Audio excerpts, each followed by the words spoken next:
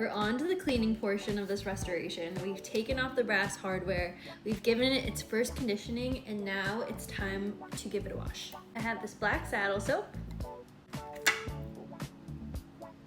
And this will just give the black leather a little bit of a pigment. I haven't used this before, so I'm pretty excited. First things first, bowl of water, brush, and a microfiber cloth. And lather her up. We'll start with the front.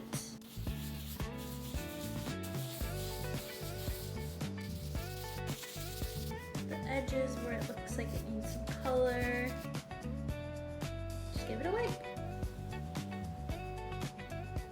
It's definitely harder to see when this is wiped off when it's black. This is interesting.